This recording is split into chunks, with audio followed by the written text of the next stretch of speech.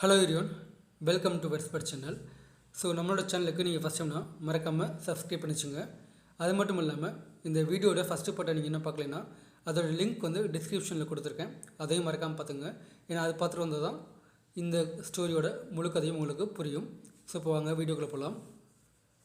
The next day when I came home. The next day when I came home. Next day அப்படி சொல்லும்போது அடுத்த நாள். When I came home. When I came home. நான் என் வீட்டுக்கு வந்தபோது. நான் என் வீட்டுக்கு வந்த பொழுது. கேம் அப்படி சொல்லும்போது கம்மோட past tense. Okay. I found my wife was writing something at table. I found my wife was writing something at table. Found அப்படி சொல்லும்போது ஃபைண்டோட பாஸ்ட் டென்ஸ், கண்டுபிடிக்கிறது, ஒரு விஷயத்தை தெரிஞ்சுக்கிறது. ஓகேங்களா. My wife was writing something at table. மேஜையின் மேலே ஏதோ எழுதிட்டு இருந்தாங்க. My wife was writing something at table. என் ஒய்ஃப் வந்து மேஜையின் மேலே ஏதோ எழுதிட்டு இருந்தாங்க, அதை நான் பார்த்தேன் அப்படி சொல்கிறதுக்கு. I was really tired. I was really tired. நான் ரொம்பவும் சோர்வாக இருந்தேன். டயர்டு அப்படி சொல்லும்போது சோர்வாக இருக்கிறது. ஐ வாஸ் ரியலி டயர்டு அப்படி சொல்லும்போது நான் ரொம்பவே சோர்வாக இருந்தேன் அப்படி சொல்கிறதுக்கு. And when to sleep right away. When to sleep right away. Vent அப்படி சொல்லும்போது கோவோட பாஸ்ட் டென்ஸ், நான் போனேன் அப்படின்னு சொல்கிறதுக்கு. ரைட் அவே அப்படி சொல்லும்போது உடனே. உடனே. ஓகேங்களா. ஸோ நான் உடனே தூங்க போயிட்டேன். ஸோ மொத்தமாக பார்த்தீங்கன்னா நான் ரொம்பவும் சோர்வாக இருந்தேன், அதனால் நான் உடனே தூங்க போயிட்டேன். At one moment I woke up and she was still waiting at the table. At one moment I woke up and she was still waiting at the table. At one moment அப்படி சொல்லும்போது ஒரு கணம், ஒரு தடவை நான் எழுந்து பார்த்தப்போ. ஓகேங்களா. So at a moment, at one moment I woke up, நான் ஒரு தடவை எழுந்து பார்த்தப்போ, இல்லைன்னா ஒரு கணம் நான் எழுந்து பார்த்தப்போ. She was still writing at the table. She was still writing at the table. அவங்க வந்து இன்னமும் மேஜின் மேலே ஏதோ எழுதிட்டே இருந்தாங்க. அவங்க இன்னும் மேஜின் மேலே ஏதோ எழுதிட்டே இருந்தாங்க அப்படி சொல்கிறது. ஸ்டில் அப்படி சொல்லும்போது ஒரு விஷயம் வந்து, ஒரு செயல் வந்து பாஸ்ட்டில் ஸ்டார்ட் ஆனது, கடந்த காலத்தில் தொடங்கி நிகழ்காலத்தில் இன்னும் நடந்துட்டு இருக்கிறதுக்கு ஸ்டில் வந்து யூஸ் பண்ணுவோம். ஸோ ஓகேங்களா. ஸோ அப்போ இருந்து இப்போ வரைக்கும் அவங்க ஏதோ எழுதிட்டே இருந்தாங்க அப்படி சொல்கிறதுக்கு. The next morning she told me. The next morning she told me. அடுத்த நாள் காலையில் அவங்க என்கிட்ட சொன்னாங்க அப்படின்னு அர்த்தம். That she was writing her divorce conditions which were the following. That she was writing her divorce conditions which were the following. Divorce conditions அப்படி சொல்லும்போது விவாகரத்து ஒப்பந்தம். விச் வேர் தி ஃபாலோயிங் அப்படி சொல்லும்போது பின்வருமாறு, தமிழில் பின்வருமாறு சொல்லுவோம் இல்லையா. ஸோ அதுக்கு உண்டானது தான் which were the following. Okay. She didn't want anything from me. She didn't want anything from me. அவளுக்கு என்கிட்ட இருந்து எதுவுமே தேவையில்லை. அவளுக்கு என்னிடமிருந்து எதுவுமே தேவையில்லை. But needed one additional month with me before the actual divorce. But needed one additional month with me before the actual divorce. But அப்படி சொல்லும்போது ஆனால். அடிஷ்னல் மந்த் அப்படி சொல்லும்போது கூடுதலாக ஒரு மாதம். Before the actual divorce. Actual divorce அப்படி சொல்லும்போது உண்மையாக விவாகரத்து பண்ணி பிரியறதுக்கு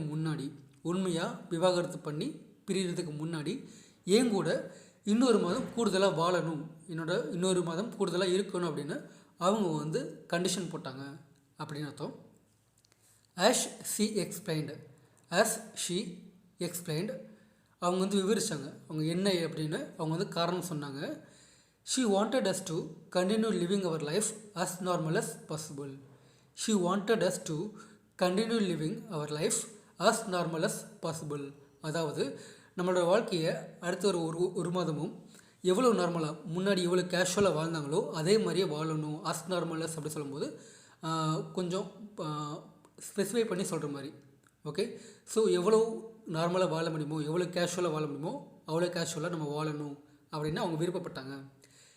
she said that this is because of our son had exams in 1 month. She said that this is because of our son had exam in 1 month. அதாவது அவங்க அதுக்குண்டான காரணம்னு சொன்னாங்க. என்ன அப்படின்னு பார்த்தீங்கன்னா அவங்களுடைய மகனுக்கு, அதாவது நம்மளுடைய மகனுக்கு இன்னும் ஒரு மாதத்தில் எக்ஸாம்ஸ் வருது, அதாவது பரீட்சைலாம் வருது. ஓகேங்களா. And She didn't want to cause him additional concerns. She didn't want to cause him additional concerns. அந்த பையனுக்கு வேறுக்கிட்டே இந்த எக்ஸாம் அப்படின்ற கவலை இருக்குது. ஸோ அந்த பையனுக்கு இன்னொரு கவலை, அதாவது இவங்க டிவோர்ஸ் பண்ணிட்டாங்கன்னா ஒரு கவலை வந்து ஏற்படும் இல்லையா, ஒரு பிரிவு. ஸோ அந்த பிரிவை, அந்த கவலையை நான் இன்னும் மேலும் ஏற்படுத்த நான் விரும்பலை.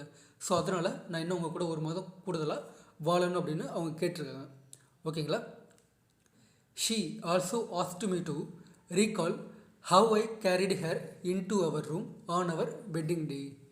She also asked me to recall how I carried her into our room on our wedding day.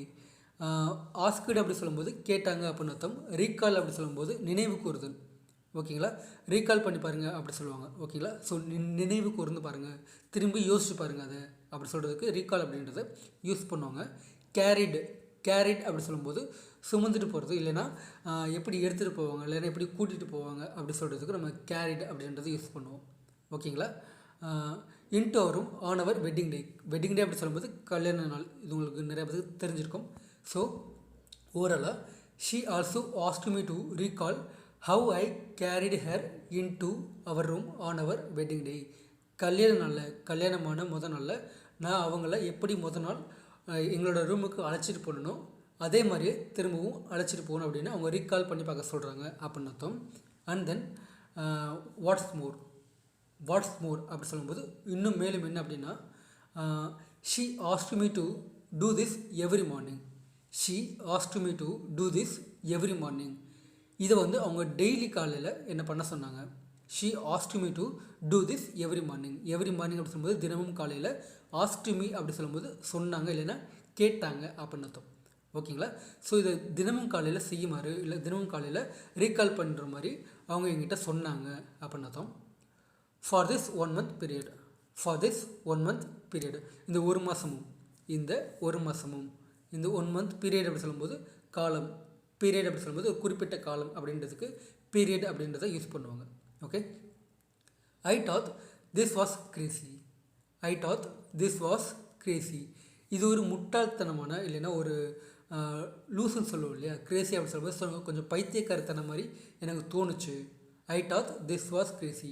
இது ஒரு பைத்தியக்காரத்தனம் மாதிரி எனக்கு தோணுச்சு அப்படின்னு அர்த்தம். But in order to make our last days bearable I agreed.